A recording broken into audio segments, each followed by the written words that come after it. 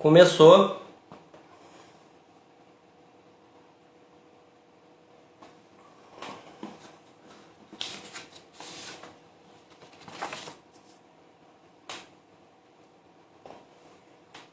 Olá.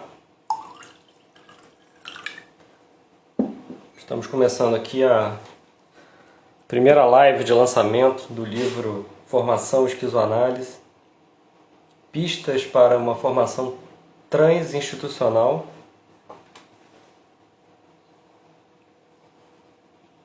Aguardar um pouquinho para as pessoas irem entrando.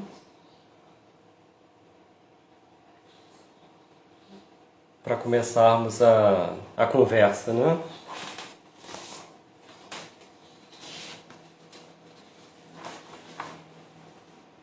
Olá.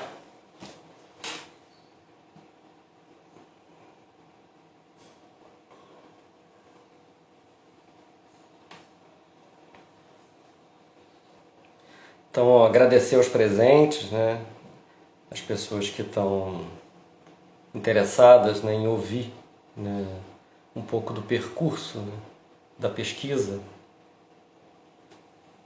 e de como da pesquisa que originou esse livro, né?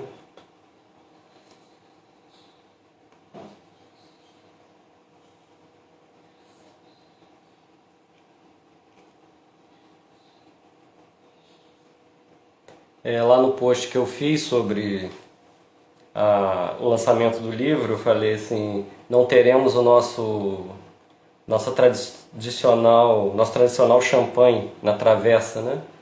Só não coloquei que continha ironia, né? Tradicional para quem, né? As pessoas do Brasil inteiro que lançam um livro vão pensar assim, travessa, champanhe? Boa tarde. Boa tarde, gente. As pessoas que estão chegando. E sim, eu vou. Essa se pretende uma primeira, né, live, né, de lançamento, dado que não terá aquela noite de autógrafos. E nessa primeira eu pretendo fazer um papo assim mais descontraído, falar um pouco das trajetórias, né, de como que a pesquisa se deu, né, a pesquisa que originou o livro. Já temos uma segunda live, né, pré-marcada com a equipe efetiva da formação. Será uma live que a gente vai discutir formação clínica, então estaremos eu, a Williana Lousada, o Eduardo Passos, Flávia Fernando, Regina Benevides. E nessa live eu também terei a oportunidade de falar um pouco do livro, né, fazer um lançamento. E eu pretendo fazer uma terceira live, pelo menos, agora hoje tentando pensar, né, o que eu falaria hoje, me dou conta de que são coisas diferentes, né, falar do percurso de pesquisa, né, de como que se deu a pesquisa e entrar propriamente nos capítulos, né, do livro, né, que seria fazer uma discussão mais teórica com o campo, né. Eu não pretendo fazer isso hoje. Pretendo mais, né, conversar com vocês um pouco de como que se chegou, né, que eu cheguei a esse livro. Bem, eu não tenho ainda os livros em mãos, né, a caixa da editora Apris não chegou aqui em casa e eles já me disseram que por conta da pandemia estão com funcionários reduzidos, então tem toda a questão de tiragem. Então, se o livro está sendo vendido, né, na própria editora Apris, né, no site da editora Apris, no site da Martins Fontes, da Travessa, da Amazon, da Submarino, da Lojas Americanas, Shoptime, do Magazine Luiza. E cada um tem um prazo de entrega, né, frete, essas coisas vocês podem olhar. Muita gente está me perguntando se eu não venderia, né, e autografado. Isso é uma questão, eu vou receber uma caixa com 30 livros e desses 30, pelo menos metade já está comprometido. Eu vou enviar para os participantes da pesquisa, né, para quem me concedeu entrevista, né, e outras pessoas. Na verdade, eles nem sabem ainda, eu não enviei um e-mail para eles ainda, vocês saberão, né, quem são. E também sorteio, né? Sorteios. Então praticamente esses 30 livros estão comprometidos em doações e sorteios, né? Mas eu pretendo entrar em contato com a editora, talvez pedir uma caixa e dessa caixa conseguir também, né, autografar e enviar para quem queira, né?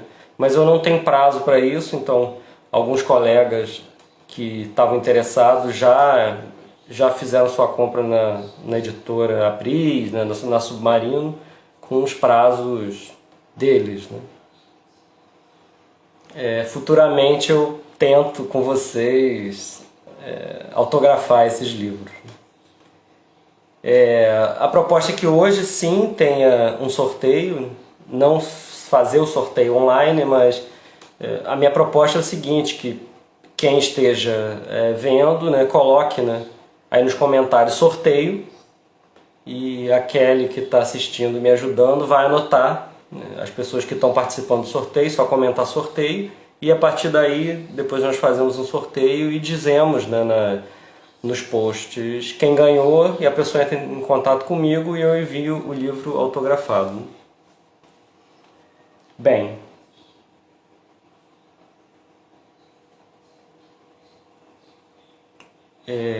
esse livro, né, o Formação em Esquizoanálise, né, Pistas para uma Formação Transinstitucional, ele é fruto, né, da minha tese de doutorado, a tese que eu construí ao longo de 4 anos, né, de 2015 a 2019, na Universidade Federal Fluminense, com a orientação do professor Eduardo Passos, a quem eu não canso de agradecer, mas também algo que não é muito comum em pós-graduações, eu tive um ótimo grupo de orientação. Né? Esse grupo de orientação coletiva me ajudou tanto na parte conceitual, quanto na supervisão de campo de pesquisa. E isso é um enorme privilégio para quem trabalha com pesquisa empírica, né? Pesquisa de campo, ter supervisão de campo. Então eles todos, né, me ajudaram a analisar, né, a ir a campo, né, formatar a pesquisa, fazer recorte e analisar os diários de campo também.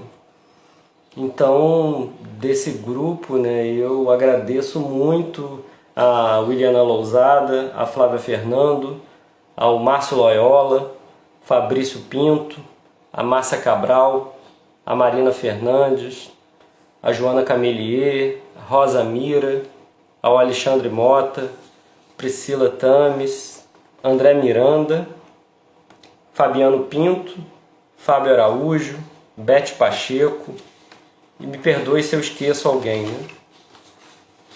E também contribuíram, né, na banca, já que é uma pesquisa que dá origem ao livro, que é uma pesquisa de doutorado, né, a banca estiveram presentes a Simone Paulon, a Roberta Romagnoli, o Alterives Maciel. O André está aqui mandando coraçãozinho. Sim, André, obrigado pela orientação. Alterives Maciel, Cristina Halter, Gregório Barenblit, e pela leitura também do Paulo Vidal, que ele fez na qualificação. Então, vou falar um pouco das motivações da pesquisa, né, e como esse projeto, né, foi ganhando variações, né, e como que eu cheguei a esse livro. Né. Eu penso em pelo menos 3 momentos. O primeiro momento chamaria de o que é esquizoanálise, que é uma pergunta que sempre me faziam, desde a graduação, desde os tempos idos lá de 99 a 2003. E quando eu comecei a me formar, né, clínico, lá nos estágios da Universidade Federal Fluminense, tinha sempre essa questão, né, o que é esquizoanálise, quais são os textos, né, quais são seus textos, como que a gente se forma clinicamente em esquizoanálise. Mas mais do que isso, né, eu percebo agora de uma certa orientação, né, de olhar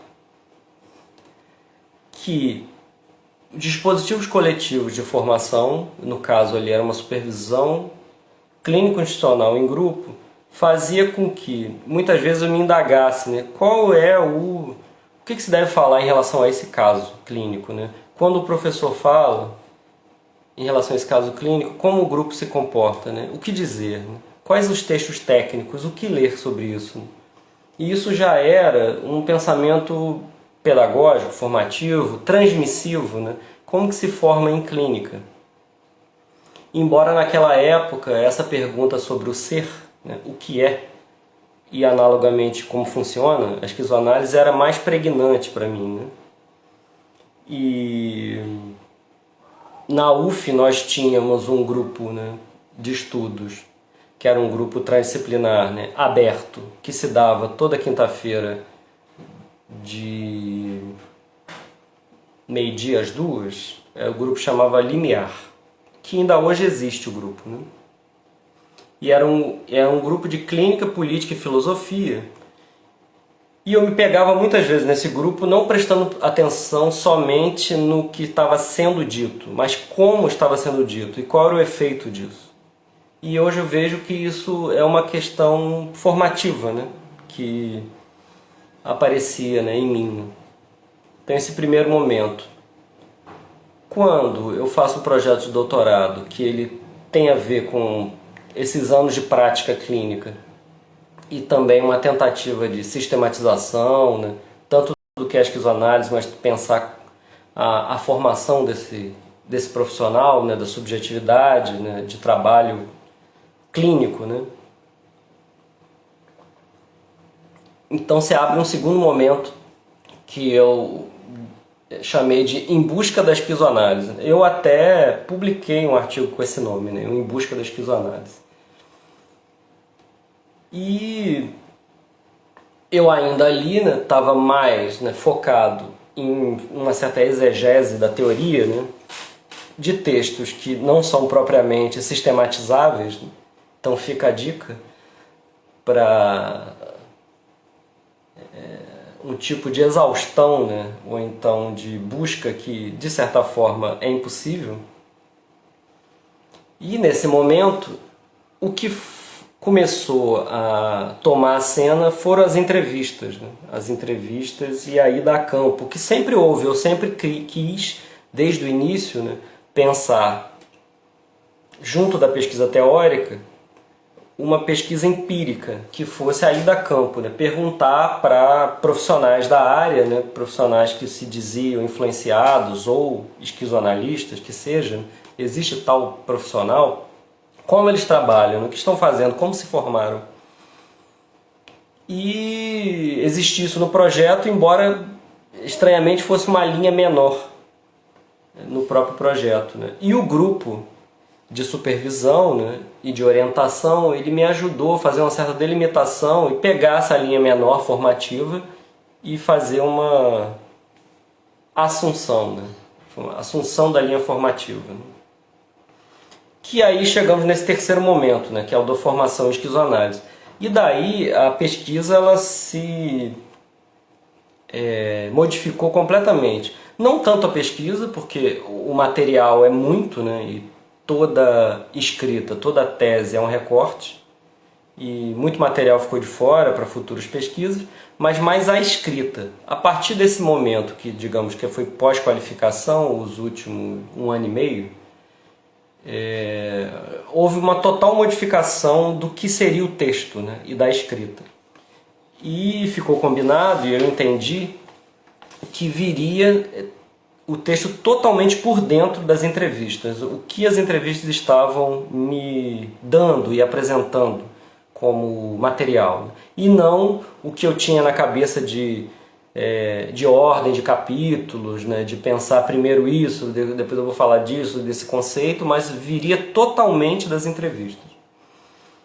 E o grupo de orientação me ajudou a fazer um certo corte, né? Então eu fiz um corte de pesquisa de campo que era geracional e institucional, para entrevistar os egressos do IBRAPSE, Instituto Brasileiro de Psicanálise, Grupos e Instituições, que foi uma instituição muito importante, né, no Brasil, sediada no Rio de Janeiro, né, criada no ano de 78, depois de um grande congresso, né, do Copacabana Palace, né, que reuniu as sumidades principalmente da reforma, né, psiquiátrica, né, e da psicanálise ali da época, né.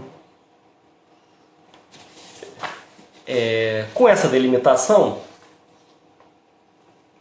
eu comecei a desenvolver o que seria uma certa entrevista semi-estruturada, né? O que eu estava interessado então em buscar, né, quando buscava essa ida a campo, né? Rapidinho, as pessoas estão entrando agora. A gente combinou no início que vai ter o sorteio de um livro, né, de um exemplar do Formação Esquizoanálise, que não está comigo ainda, mas as pessoas interessadas postam aí no comentário o sorteio. A gente vai anotar e depois a gente faz um sorteio e diz o ganhador, a pessoa entra em contato comigo. Sim. A entrevista semi-estruturada, do que eu queria colher, né, com essa entrevista, né? E tinha algumas questões ali que era como que essa instituição se criou, né? Qual era o campo histórico, né? Qual era a pertinência da esquizoanálise na época, né? E como estão, né? Quem são esses egressos? Que clínicos são esses egressos hoje, né? Então eu fiz 15 entrevistas com 13 pessoas. E dessas entrevistas eu dividi para apresentar, né, no próprio livro, né, e para vocês agora, foram 12 entrevistas que eu posso chamar de canônicas. O que são as entrevistas canônicas? Eu marquei a entrevista com as pessoas, né, fui lá, gravei, fiz diário de campo, 12 entrevistas canônicas, 2 entrevistas incidentais. Como é que foi incidentais? Eu estava no lugar com a pessoa que eu não tinha marcado, mas a gente já estava ali, começou a conversar e eu colhi esse material. Depois eu pedi autorização para utilizá-lo. E uma entrevista excedente. Excedente ao ponto de saturação. Então, foram entrevistas gravadas com diário de campo e isso é interessante. Eu não transcrevi as entrevistas, eu gravei as entrevistas. E fazia de memória, né, horas depois, ou logo em seguida da entrevista, eu fazia o diário de campo com a memória. Tempos depois, no dia seguinte, enfim, eu ouvia o áudio. E com essa audição do áudio, eu ia preenchendo as lacunas das entrevistas, principalmente com datas, nomes, que eu sou péssimo para isso. E se houvesse algum certo tipo de dissenso em relação à memória e o que a pessoa disse, eu colocava isso como material na entrevista.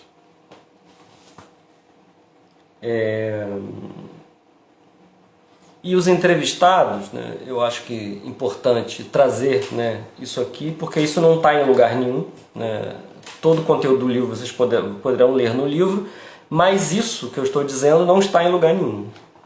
Então, os entrevistados, né, foram, né, Chaim Samuel Katz, Lúcia Helena do Amarante, Gregório Barenblit, Suelena Werneck, Mônica Silva, Marco Aurélio Jorge, Eliana Conde, Eduardo Losícer, Ana Lúcia Magalhães Barros, Oswaldo Saidon, Luiz Fernando Melo Campos e Roseli Goffman. A metodologia da pesquisa é uma metodologia cartográfica e eu trabalhei com a entrevista estruturada com inspiração cartográfica. E a cartografia, ela tem muitas indicações, muitas pistas, né? Inclusive a pista da entrevista. Todo o meu primeiro capítulo é dialogando sobre isso. E tem uma pista muito interessante que é a habitação do território, né? Como que isso se faz? Isso se aproxima muito a cartografia da etnografia, né? E o que faz com que a gente entenda que a entrevista na cartografia ela não faz coleta de dados. eu vou lá, né, e coleto o dado que existe. Ela faz uma colheita de dados que foram gestados, que foram plantados ali mesmo na entrevista. Então as entrevistas foram convivências, né? Foram formas de construir ali um certo conhecimento. Então o Chaim, em 2017, me recebeu no seu consultório em Ipanema, né? Nós conversamos durante 1 hora, uma entrevista muito interessante, né? Ele pôde também me dizer muito da sua participação no Congresso. A Lúcia Helena me recebeu no seu consultório no Maitá, no Rio de Janeiro. Muito generosa, conversamos durante 4 horas. E no início ela achou que eu era um aluno que estava interessado em psicologia social, por algum certo dissenso em relação à marcação da entrevista com a secretária dela. Aí quando eu disse o que era, não sei se ela teria me recebido antes, mas se eu dissesse que era do IBRAPS, mas talvez sim. Quando eu falei que era IBRAPS, ela muito solícita, conversamos muito tempo sobre isso. E foi a partir dela, né, que ali ela me colocou o telefone, que eu consegui acesso ao Luiz Fernando, né, seu companheiro. A terceira entrevista foi com o Gregório Barenblit, isso em BH. Primeira vez que eu fui a BH entrevistá-lo, e eu fiz todo o contato por e-mail, e por um certo infortúnio, né, horas antes da entrevista, ele sofreu um acidente, quebrou a perna, e quando eu cheguei lá, estava todo mundo mobilizado, tinha levado ele para o hospital, e eu não consegui fazer a entrevista. Eu volto para Niterói e eu retorno, né, alguns meses depois, 4 meses se eu não me engano. O Gregório seria o primeiro entrevistado, virou o terceiro. A Suelena Werneck me recebeu no consultório dela em Botafogo, simpaticíssima, né? Uma ótima entrevista, falou muito dela como aluna no IBRAPS, percepções do IBRAPS, de companheiros, e ela muito gentilmente me emprestou os cadernos do IBRAPS. O que eram os cadernos? As anotações de aula, né, transcritas. Então ela começou um projeto pessoal de transcrever as aulas que ela gravava do IBRAPS. E esse projeto virou um pouco coletivo, outras pessoas a ajudaram, e esses cadernos viraram uma certa relíquia, né? No Rio de Janeiro da época, eles transitavam nas sociedades de psicanálise. Ela me empresta, eu escaneei esses cadernos e eu disponibilizo ao público agora, né, como material de base. A Mônica Silva, nós conversamos no Jardim Botânico, num bar, né, tomando uma cerveja, né, batendo papo. Ela me falou muito da perspectiva dela de estagiária, né, porque ela chegou ao IBRAPS por meio da aula que ela teve com a Eliana Conde na Santa Úrsula. E de como que, depois da saída do IBRAPS, ela foi fazer um estágio em Laborde com o Guattari, né. Então a Mônica é muito articulada, né? A partir dela eu fui parar num congresso de esquizoanálise. Então toda essa perspectiva de pesquisa e intervenção em todos os envolvidos, né? Que vão construir um saber ali junto na própria pesquisa que se dá, né? Pesquisa cartográfica. O Marco Aurélio Jorge me recebeu no consultório dele no Maitá também, e me falou muito dessa perspectiva de quem recebia notícias de que chegava no Rio de Janeiro, em 76, 77, um argentino que sabia muito de Freud. E ele já militava e trabalhava ali com uma psiquiatria reformista, né, militante. Ele estava interessado numa formação que fosse uma formação freudo-marxista, né, uma formação militante. E a Eliana Conde, eu a entrevisto na UERJ, numa UERJ vazia, em greve. E a Eliana é uma grande professora, né? Ela, volumes e volumes de informação, né? Sem a gravação ali, coitado do meu diário de campo, seriam impressões fugazes, né? E ali eu pude também levar para ela algumas percepções que eu tinha, né, de que essa coisa de esquizoanálise irritava um pouco ela. Ela falou que sim, mas sim do ponto de vista de quem acessou pessoas que entendiam formação como parar tudo. Então ela me dizia assim, isso me irrita, porque pessoas fazendo um trabalho ótimo, um ótimo trabalho, e falam assim, não, agora eu vou parar que eu farei uma formação. E desse ponto de vista é irritante mesmo. E como pensar a formação como uma formação que você não para tudo, né? A formação é contínua, é transinstitucional. E a Eliana me trouxe muitas informações interessantes, né? Do IBRAPS, dos grupos operativos. O Eduardo Lozícer me recebeu em sua casa, uma conversa muito agradável. E de certa forma, a partir dele, eu tive mais acesso, né, aos argentinos, entre aspas. Né? E ele falou dessa chegada no Rio de Janeiro, né? Como é que foi, né? Porque a ditadura tardia da Argentina já tinha matado mais de 100 psicanalistas e psiquiatras, e eles vieram para o Brasil com contatos, né, de quem poderia recebê-los. Né? Me disse que achava que tudo muito quieto, né, sem militância nenhuma, mas na verdade era isso, e eles também não entendiam bem o que era a realidade brasileira. Né? Então ele, o Gregório, o Oswaldo vieram, né, para o Rio de Janeiro, enquanto o Rodrigues, né, foi para a Bahia. Né? E a entrevista com o Lozícer se estendeu, né? Falando do Congresso de Esquizoanálise, fomos almoçar, né? E isso foi se estendendo, e entendi muito através dele como que se deu a clínica escola do IBRAPS, momento riquíssimo. Né? A Ana Lúcia Magalhães Barros foi uma entrevista sensacional. Se eu soubesse desde o início que ela e a Roseli Goffman eram amigas, eu teria ido via Roseli. Mas como eu não sabia, e cada entrevistado ia me dizendo uma pessoa que eu poderia entrevistar, entrevista fulano, ele vai ter muito a dizer sobre o IBRAPS. Peraí, meu apoio está ficando torto. Pronto. E eu sabia que a Ana Lúcia morava em Santa Teresa. Fui começar a buscar e vi que ela tinha um trabalho na Associação de Moradores de Santa Teresa. Entrei em contato com a Associação de Moradores, que me deu um telefone, ela avessa celulares, né? Poesia e Psicologia. Cadernos digitalizados onde você disponibiliza. Calma. Vou chegar aí nos anexos da pesquisa. A Ana Lúcia, né? Aí consegui marcar, então, com ela, né? Por telefone fixo, e fui à casa dela. Né? Num primeiro momento ela desmarcou, ela me ligou e falou, ó, eu não vou poder amanhã, mas eu tô te ligando para desmarcar porque isso é muito importante para mim, a gente poder organizar bem. E chegando lá ela falou o seguinte,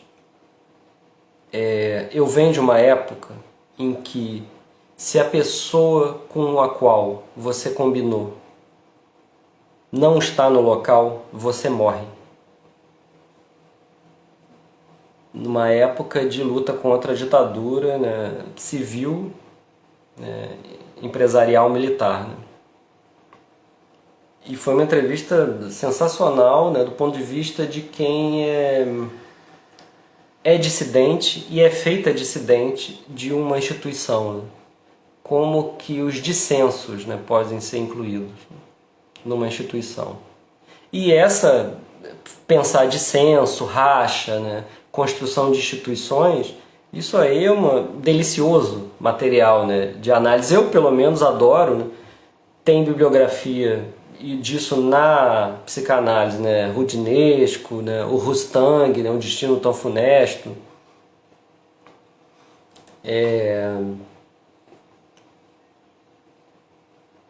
Passando para o próximo, Oswaldo Saidon. Oswaldo Saidon não mora no Brasil, né? E foi através do Eduardo Lozícer que eu consegui entrevistá-lo. Ele me deu o telefone do Saidon, eu ficava em contato com ele, falou, quando eu estiver no Brasil, a gente conversa.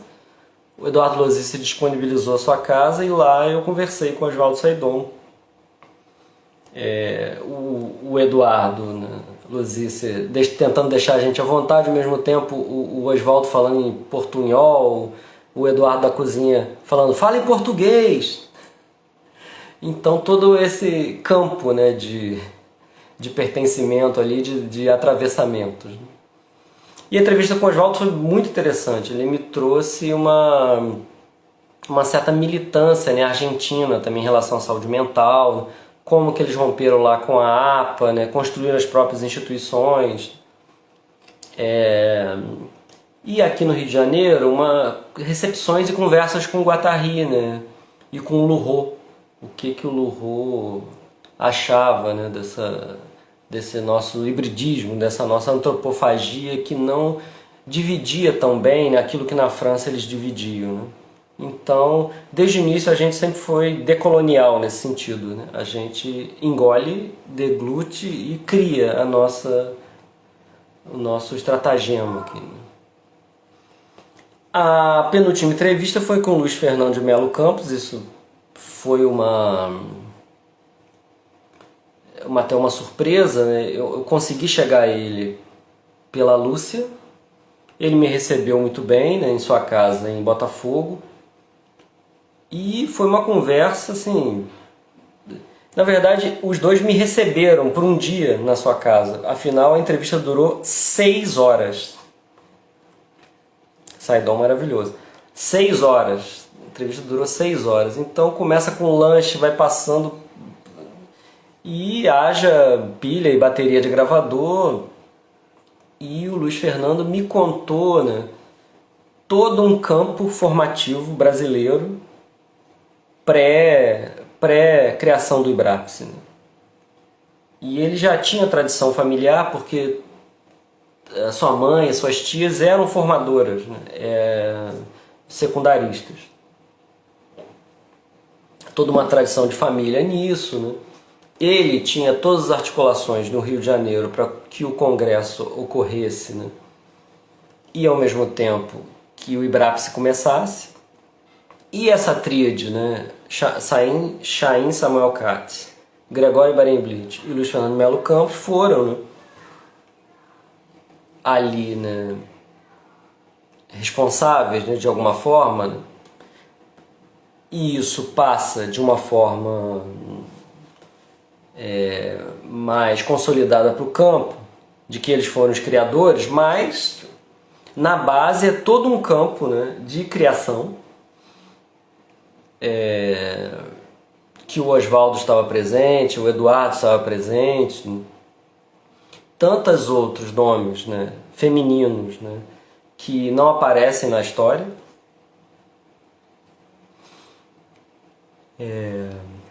E a conversa com o Luiz Fernando, praticamente todo o segundo capítulo, que é a história da psicologia no Brasil e a criação do IBRAPSE, foi a partir das indicações dele, que eu fui pesquisar bibliografias, né? Fazendo justiça, pensando hoje, eu não incluí um livro, mas toda a pesquisa, que é o livro da Cecília Coimbra, Guardiões da Ordem. Esse livro foi uma falha imperdoável.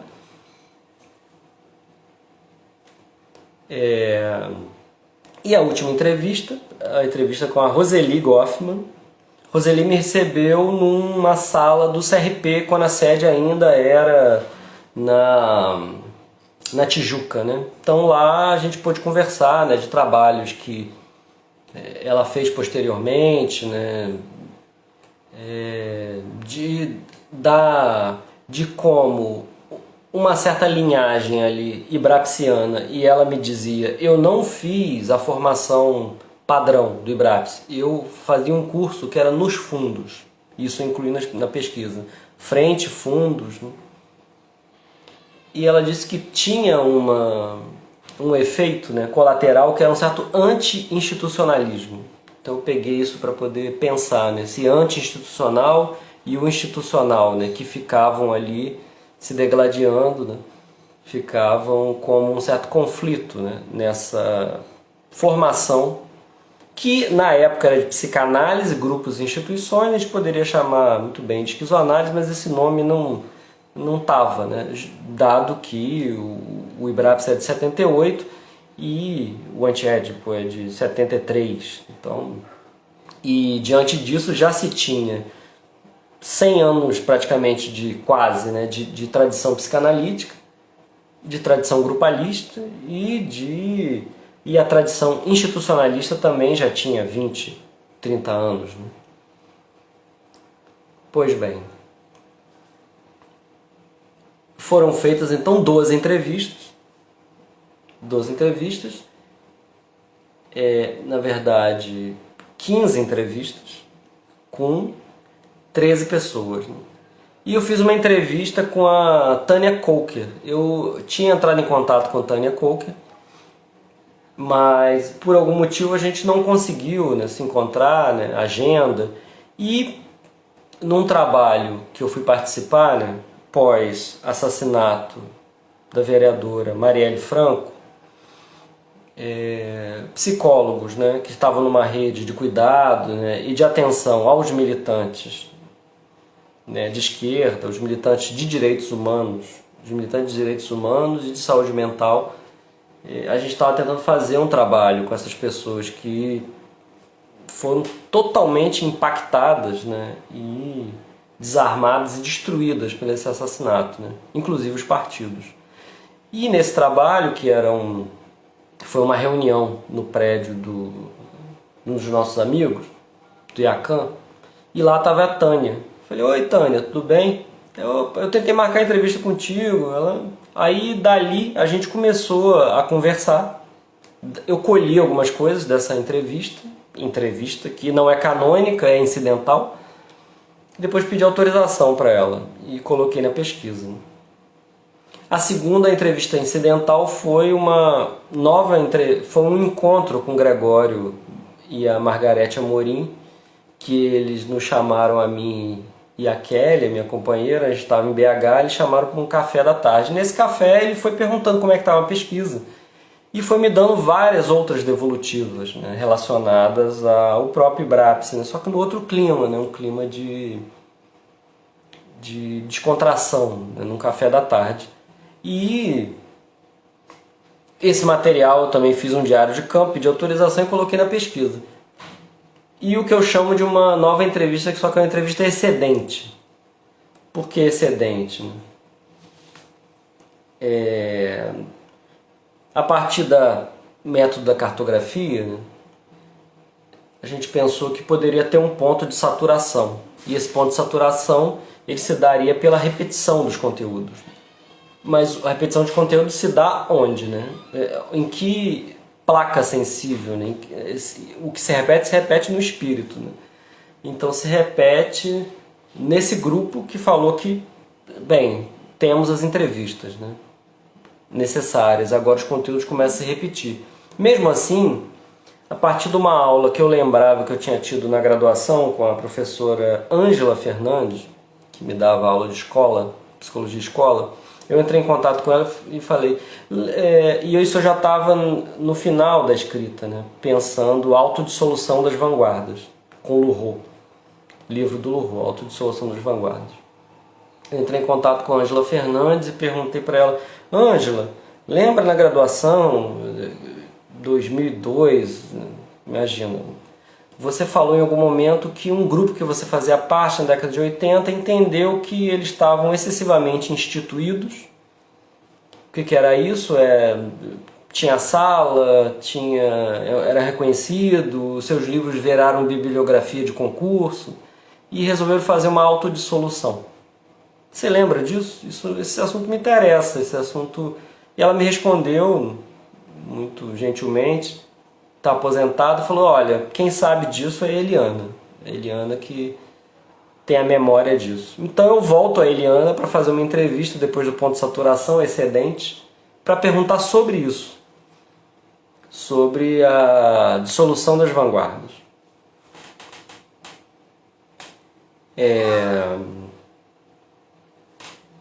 A partir do momento em que a pesquisa empírica toma a cena, então não mais os capítulos que eu tinha pensado antes eram a organização que a pesquisa deveria ter, né? O que a organização que a pesquisa deveria ter seria os núcleos argumentais que emergiam da própria pesquisa.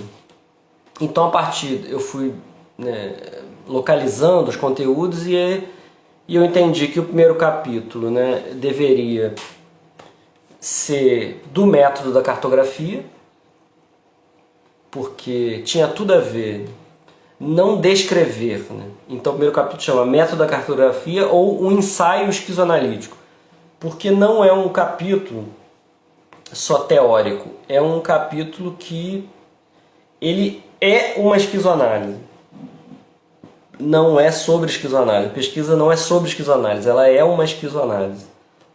E ali, né, no capítulo de Método da Cartografia, eu vou entremeando os diários de campo junto com as pistas do método, né, da cartografia. Falando um pouco dessa habitação do território, contando como fui entrevistar as pessoas, mas não com tantos detalhes que eu estou falando aqui agora, né.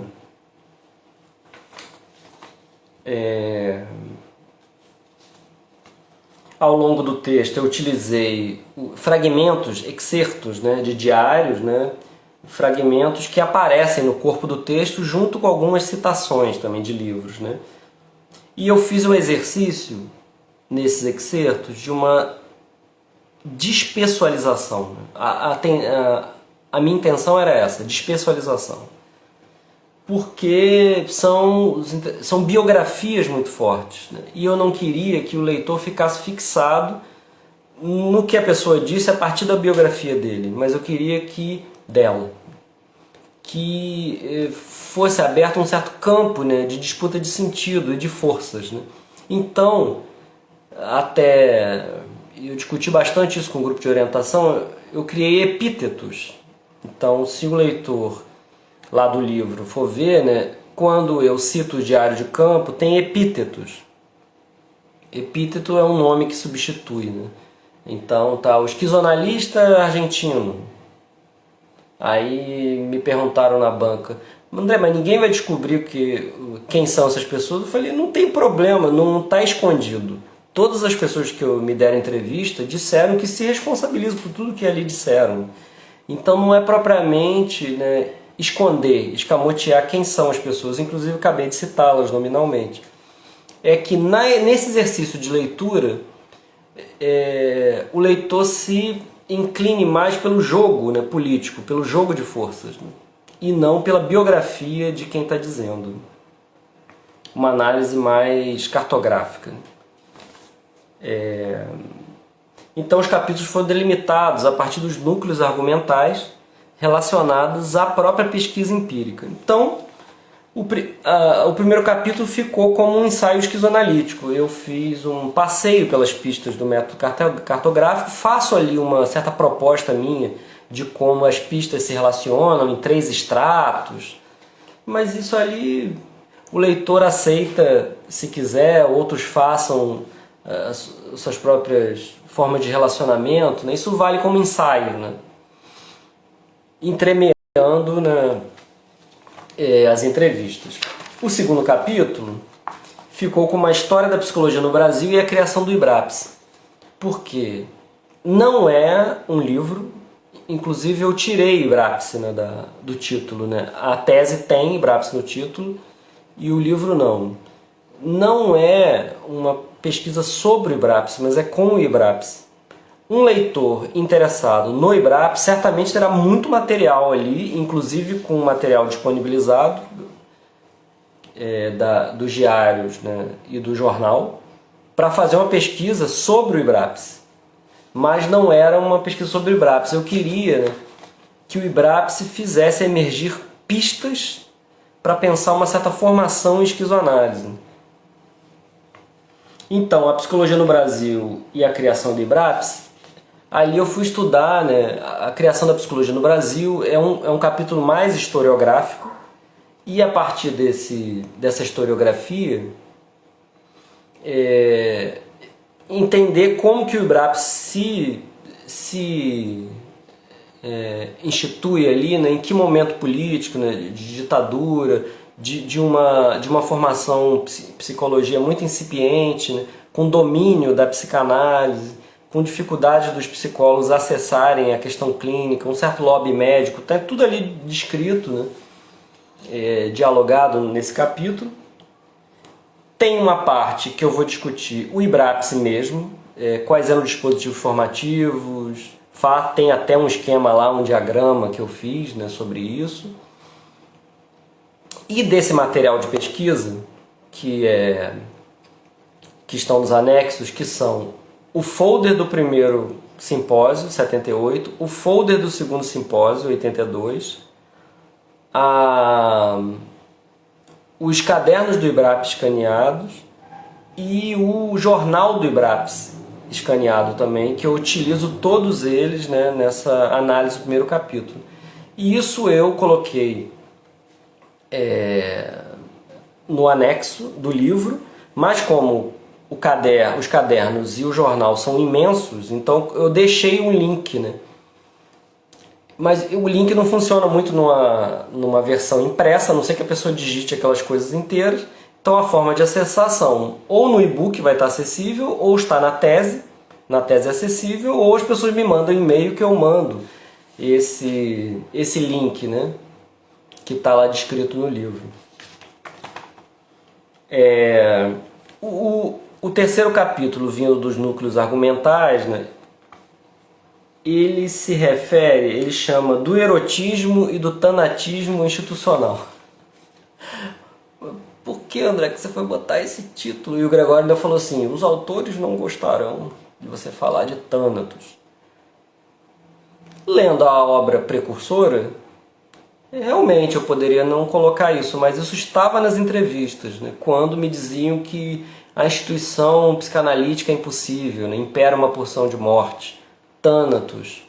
Ao mesmo tempo em que eu colhia várias histórias, né, de um certo excesso institucional que escoava para uma vinha de excesso de trabalho, erotismo, né, ibrapsiano. Então eu resolvi nesse capítulo debater tanto a questão do racha, do dissenso e disso que vai para a criação de instituição e vai para a destruição de instituição, como isso que liga de uma forma excessiva e que vai para criação de casais, né?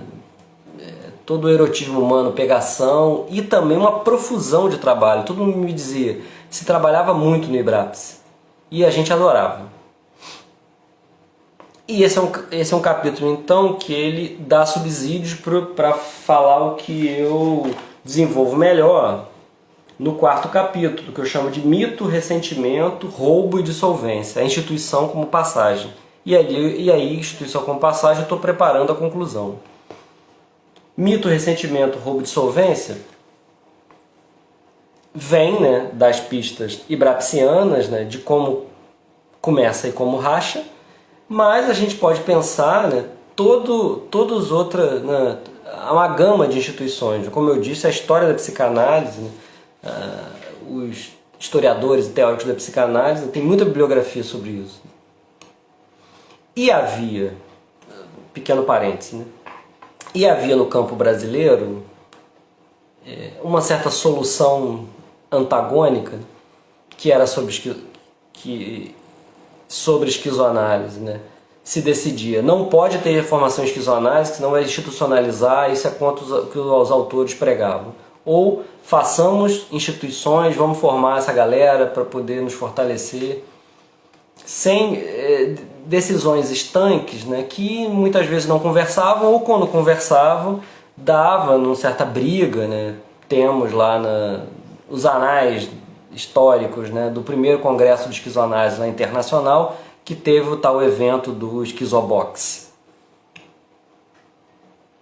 Mas, fugindo dessas soluções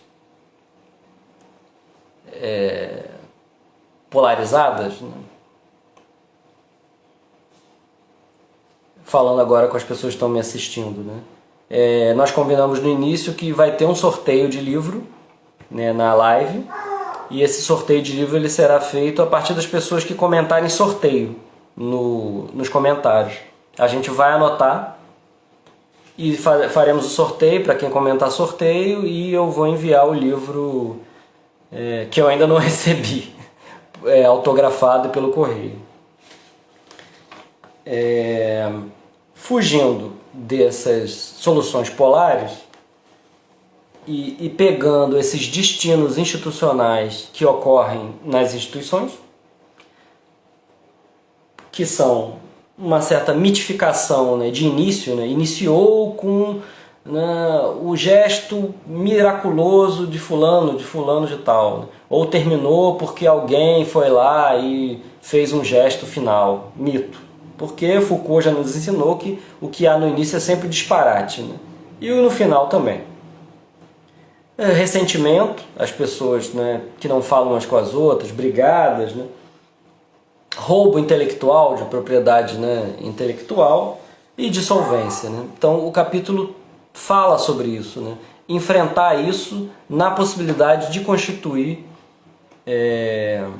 instituições, organizações, né, que a gente possa, né, se reunir, possa fazer com que o pensamento seja organizado e transmitido.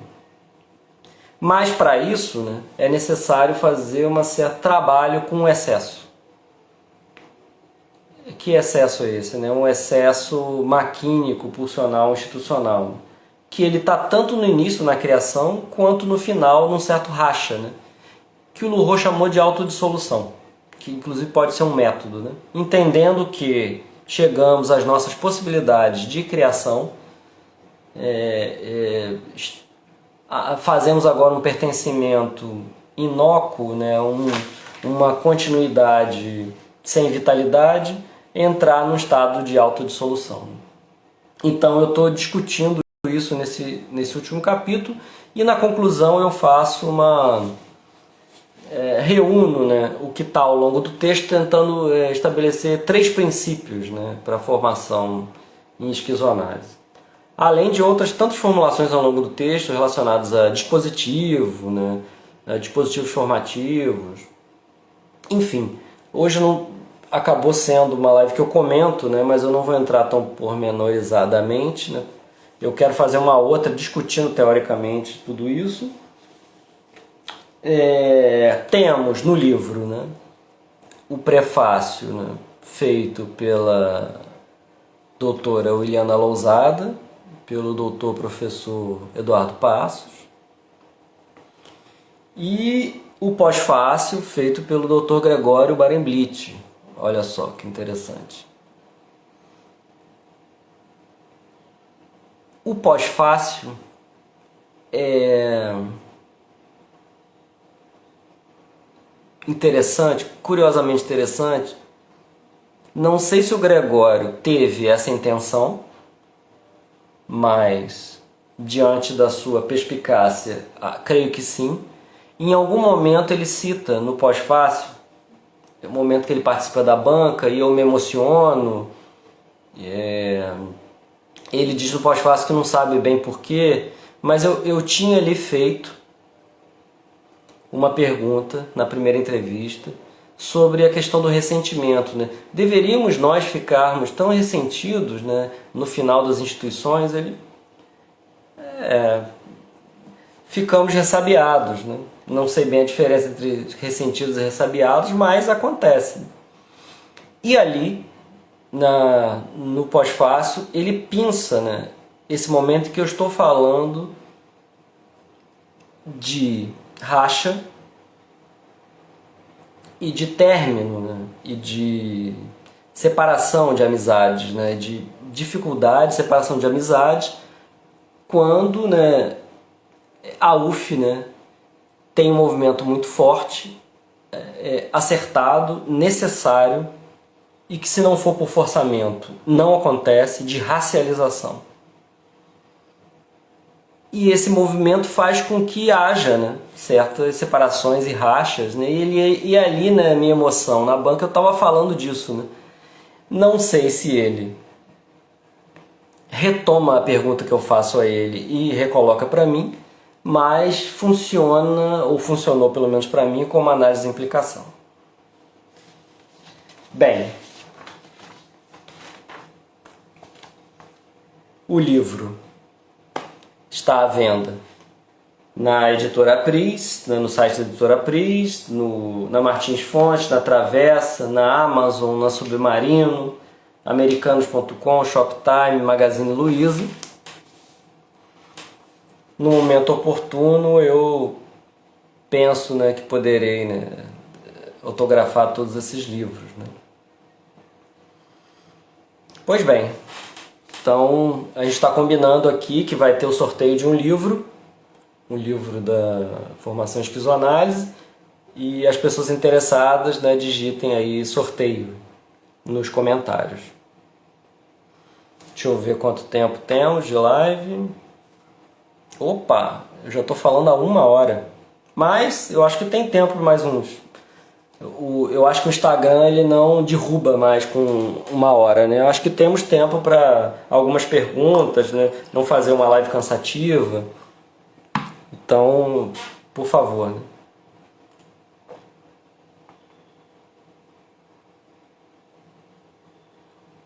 Perguntas.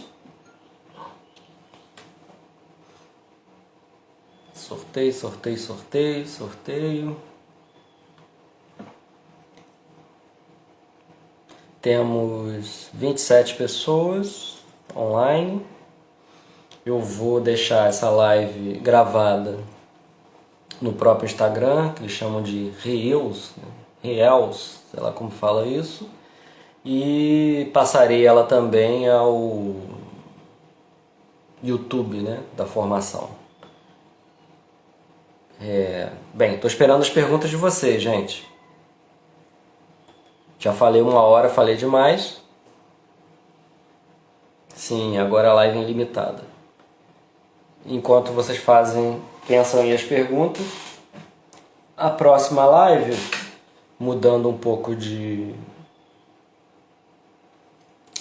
plataforma, né, eu pretendo colocá-la no YouTube da formação, né, fazer a partir de lá, já com Flávia Fernando, Flavinha aí que está presente, Eduardo Passos, Williana Lousada, Regina Benevides e eu. IGTV. Tá, vou botar no IGTV.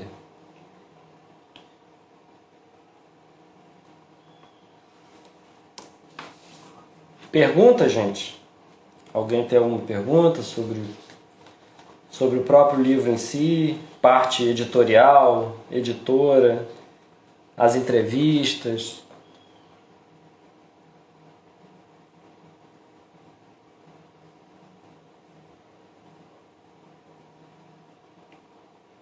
Ah, o Rafael, grande Rafael. Rafael fez uma pergunta, né? Como apareceu a questão da ditadura no Cone Sul? Nas entrevistas, né? Isso aparece de diversas formas, né?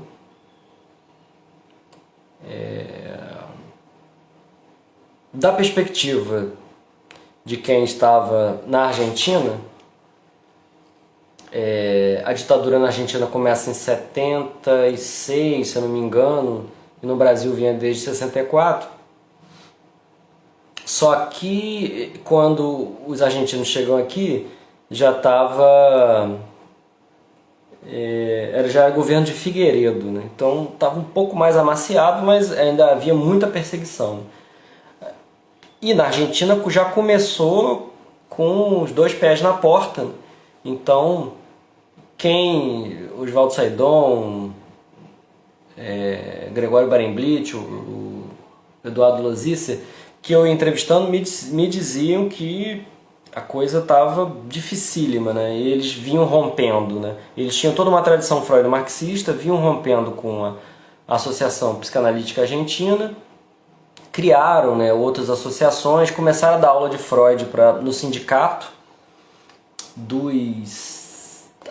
agora não lembro, era um sindicato, e nesse sindicato, né, que eles davam esses cursos, né, para 100 pessoas, 150 pessoas, eles tiveram seu muro metralhado. Então passou um carro em alta velocidade e metralhou o muro. E já em 76 já tinham desaparecido, leia-se mortos, mais de 100 psiquiatras e psicanalistas. Então o Oswaldo e o Eduardo já tinham saído do país e o Gregório saiu, como ele mesmo disse, tardiamente. Então a Argentina estava vivendo uma severa ditadura militar. O Gregório mesmo fala que escapou da morte várias vezes, então tinham ido buscar ele. Ele mesmo conta num artigo de um paciente dele que havia ficado pela rua, né, em fuga, não voltou mais para casa porque estava sendo perseguido. Enfim, no Brasil, quando eles chegam, era governo de Figueiredo. Aqui também foram buscar o Gregório, né? Era uma... E eu perguntei, né? Fiz algumas perguntas sobre isso, né? Qual era a possibilidade de liberdade, né? De expressar as próprias ideias, né? Falei, grupo, vocês faziam psicoterapia em grupo. As pessoas falavam mesmo? E o que me disseram era que sim, todo mundo se abria pela essa parte mais afetiva, né? A não ser que alguém ali fosse da luta armada, aí não dizia.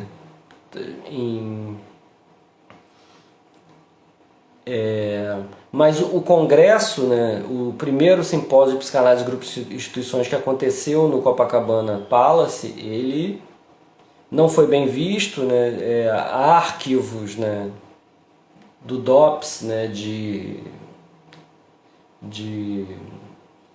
avaliação, né, de que evento era aquele. O Chaim disse que foi perseguido dias antes do evento.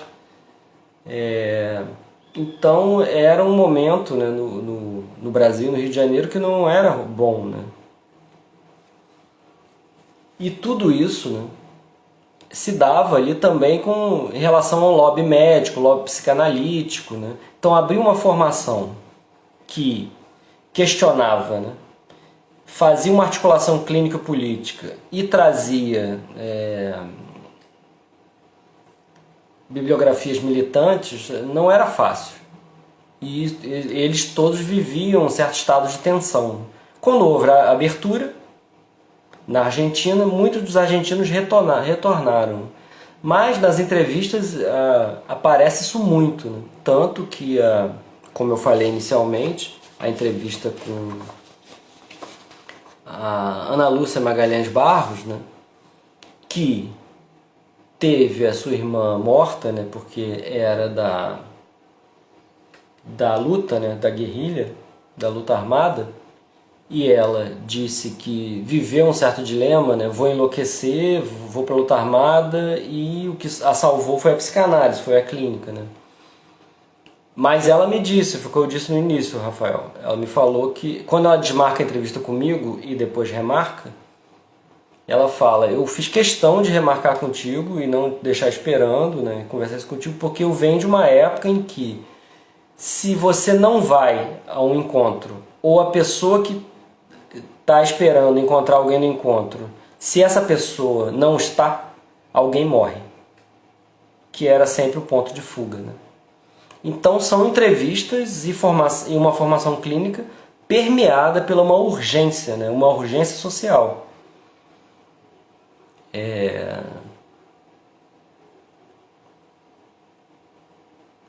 Quais são as urgências hoje, né?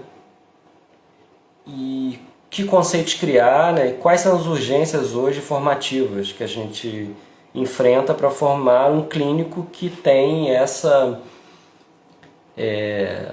necessidade, né, clínico-política, né, de não separar essa subjetividade, né, essa singularidade, né, para não falar individualidade, porque singularidade já é esse ponto, né, de dobradiça entre individual e social.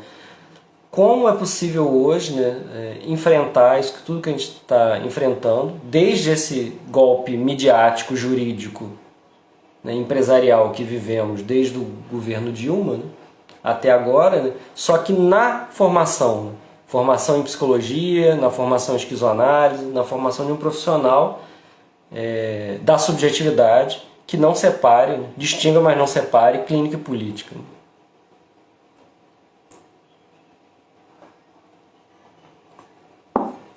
Mais uma perguntinha?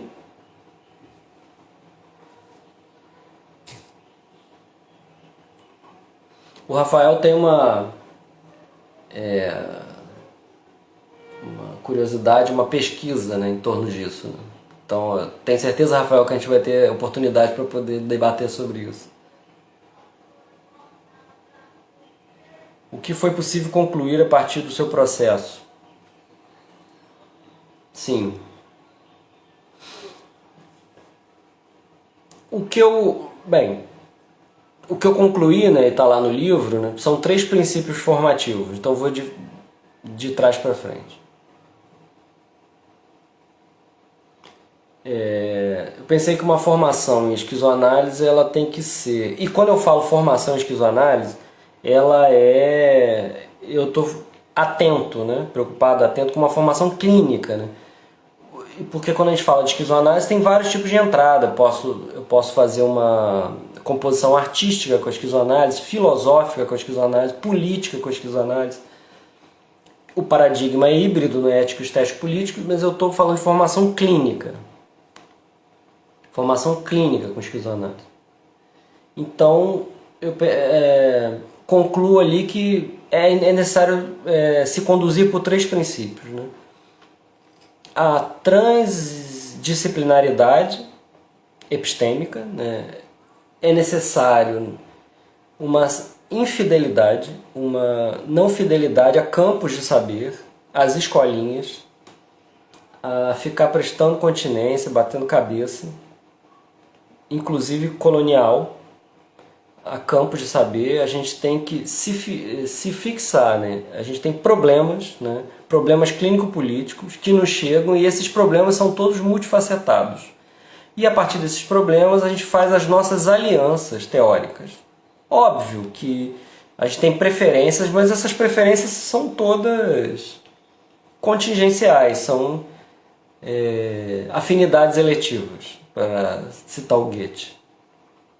Então a gente tem que se conduzir para uma certa transdisciplinaridade epistêmica, né? O segundo princípio, uma transversalidade relacional. Então, na criação de grupos, organizações, escolas, né?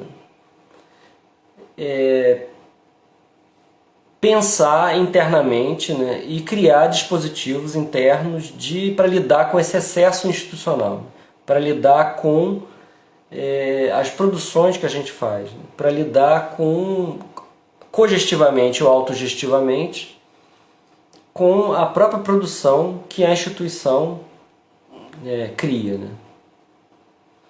E o terceiro princípio, a transinstitucionalidade, que vale como princípio, mas vale como toda a proposta, né? Digamos, né? Porque está no título do livro, Pistas para uma Formação Transinstitucional, mas o princípio transinstitucional é toda a formação em esquizoanálise é uma formação que ela tem que ser transinstitucional, ela não se encerra em nenhuma escola, né, organização, grupo. Que hajam grupos e o façamos, a gente não pode ter medo disso, porque vai acabar, enfim. Façamos grupos menos formais, né, façamos organizações, escolas, né, formações, mas desde o início deixar claro para o aluno que essas instituições não são donas do aluno. E toda a formação ela se dá atravessando esses grupos, né? Grupos e instituições, né? Concluo um pouco isso, né? Dessa jornada. E que, pedagogicamente, né, de transmissão, né, num certo nível de transmissão clínica, a formação se dá por dispositivos, né? Então, lá no IBRAPSE, eu colhi, né, que existia o que eu chamei de dispositivo pentapartite de formação, que era supervisão em grupo, análise em grupo, aula, grupo operativo e assembleia. Tradição assembleísta, sindicalista, e a assembleia ali, eu entendi que ela não era só deliberativa, né? Ela era formativa porque formava esse clínico com a capacidade de incluir na sua formação o dissenso, sem isso ser dissidência. E isso é formativo. Isso é criar clínicos capazes de estar em grupo de discussão clínica, de discussão política, criar grupos terapêuticos, criar grupos de debate. Então, um pouco a minha conclusão de toda essa trajetória é essa que eu acabei de falar, com um chamamento, né? Façamos grupos, vamos fazer formação, vamos fazer grupos de estudo, grupos formativos, grupos de supervisão que conversem entre si. E esse momento já está um momento interessante no campo nacional, né? Tivemos o congresso, né? O Conecta, né? Que é o primeiro congresso da região Centro-Oeste, Norte e Nordeste de esquizoanálise, que, embora se dê de uma forma dizendo que é o congresso dessas regiões, participaram pessoas do Brasil inteiro com o protagonismo dessas regiões nas falas, né? Embora seja um congresso que se diga regional, eu entendo que é o primeiro congresso nacional de esquizoanálise. E eu acho isso interessantíssimo, e que haja, né? E no congresso de esquizoanálise você vê o que essa faceta, essa multifacetado que é, como é multifacetada a esquizoanálise, né? Nos diversos campos, né, de atuação. Bem, tem uma outra questão, né, que a gente poderia discutir, né, por que esse nome, né, não poderíamos dar outro nome. Eu acho que hoje ainda faz sentido, ainda faz, ainda usarmos esse significante, mas de uma forma a nos agruparmos. Mas poderemos, né, em breve, né, talvez futuramente, né, inventar um novo nome. Os próprios autores precursores já tinham inventado diversos.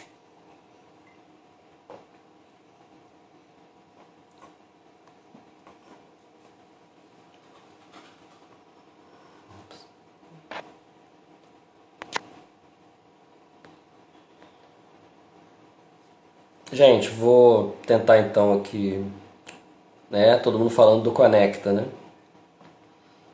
Sim, porque até então sempre ocorrem os congressos esquizoanalíticos, né, latino-americanos.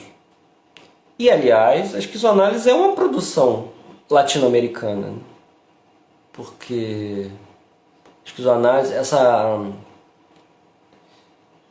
essa traquitana, né, esse estratagema, essa montagem clínica que nós fazemos com a esquizoanálise é um fenômeno latino-americano. Se você for à França perguntar, cadê? Eu quero saber o que vocês estão fazendo aí de clínica esquizoanalística. Eu falo assim, mas gente, isso aí tem lá no Brasil.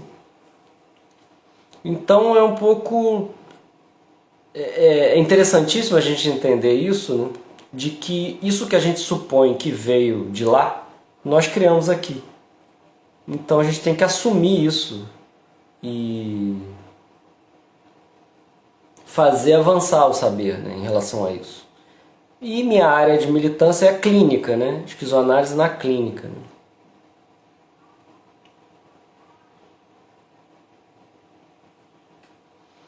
O Nathan está perguntando como pensar uma continuidade do pensamento esquizoanalista sem adentrar uma formação. Olha, como sempre houve. Porque quando eu fui a campo me perguntando, bem, se existe um tal profissional esquizoanalista, como ele se forma? Como sempre nos formamos, em grupos não formais, atravessando esses grupos. Eu faço supervisão com fulano que é da esquizo, análise com fulano que é da esquizo, ou então é um outro terapeuta muito bom que saca de clínica e política. Eu faço mais um outro grupo de estudo, tenho meus estudos, né, pessoais que abarcam toda essa bibliografia que tem a ver com... falam de epistemologia, de filosofia, de psicanálise, de estudos decoloniais, racismo, branquitude. Ué, o que é novidade? Na verdade, a pergunta, né, que o Natan faz, como nós faremos sem entrar numa formação? Como sempre fizemos, só que talvez isso não tivesse tão, né, claro. Né? A novidade é só poder, né, criar formações e que elas se disparem, eu acho ótimo. A iniciativa que o Instituto Gregório Barenblitz já fazia há mais de 20 anos, que ela se dissemine pelo Brasil informações de esquizoanálise mais formatadas, e não tem problema ao falarmos que sempre será uma formação e não a formação. Chega de organismo internacional regulador, isso aí não está com nada. E é isso. Eu acho que mesmo uma formação, mesmo que alguém entre numa formação que se diga mais formal, e eu faço parte de uma, eu sou coordenador da formação em esquizoanálise, perspectiva transdisciplinar da clínica, e eu não posso dizer que o aluno ali se formou. Ali é uma passagem de formação, um ponto de formação. A gente não... O clínico, ele não precisa de formatura de canudo, ele precisa de formação, e a formação é contínua. Então ali funciona as formações, por exemplo, a perspectiva transdisciplinar da clínica, a formação esquizoanálise, funciona como um ponto ali que dá uma certa consistência, né? Tem supervisão, tem as aulas, tem o grupo operativo, tem a tutoria, dá uma certa consistência, mas o aluno passa por ali e continua a sua formação clínica. O clínico, ele não recebe o canudo, ele permanece em formação.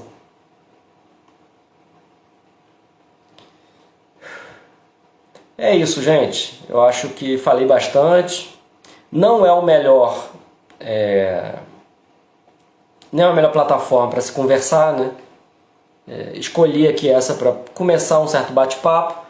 Talvez na próxima pelo YouTube vocês consigam fazer mais perguntas, a gente abre um pouco mais a conversa.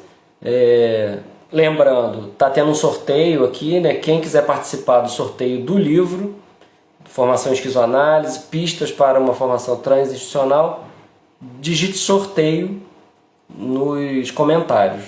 No mais, o livro está, né, à venda no site da editora Apris, da Livraria Travessa, da Martins Fontes, da Amazon, da Submarino, Lojas Americanas, Shoptime e Magazine Luiza. É isso, gente. Muito obrigado.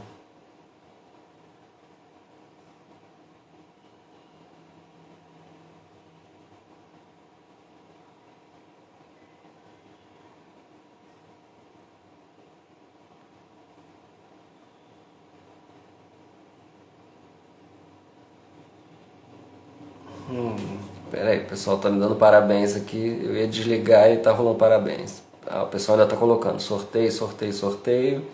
Sorteio, sorteio, sorteio. Até minha irmã tá me vendo, a Érica. Samanta, Rodrigo Vaz. Só galera potente. André Miranda, ó, perdendo o sorteio. Guilherme Silva fez uma pergunta, vai ficar para a próxima. É isso, gente. Muito obrigado. Agora fui.